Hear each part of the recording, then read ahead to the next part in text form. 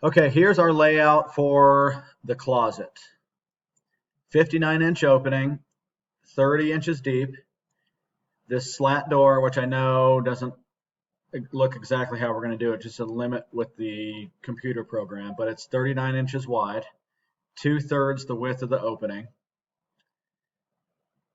It's 1 inch off the floor, and to the top of the opening in the ceiling, it needs to go into the ceiling about 3.5 inches.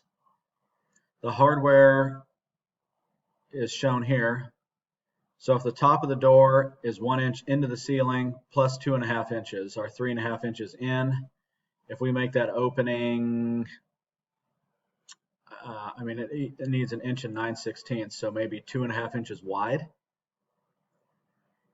So obviously the slot on the ceiling needs to be the width of the closet plus the width of the door, which is 39, and I would add a couple extra inches over here possibly. So when this is closed, it's not going to completely cover the opening. We'll have 20 inches left. So for our metal rods, which are shown here, if we use 1 inch square tubing mounted to the sides with metal tabs to hold the shelves, the rods are full height, 1 inch by 1 inch, and it's 2 inches off the back wall, and this one's 13 inches off the back wall. And then the metal shelves will drop on top. These are at a 10-degree angle, so the front tab needs to be 8 1/4 off the ground, and then a 10-degree angle up. So that metal tab would be at a different elevation. Bottom one at 1 1/4 inch.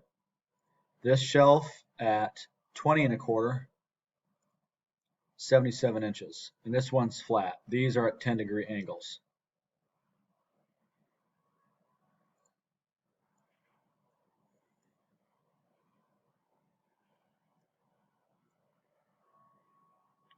We have different depths here. This is deeper than here.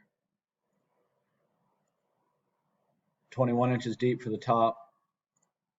And these are 16 inches deep down here with a wood lip for the shoes.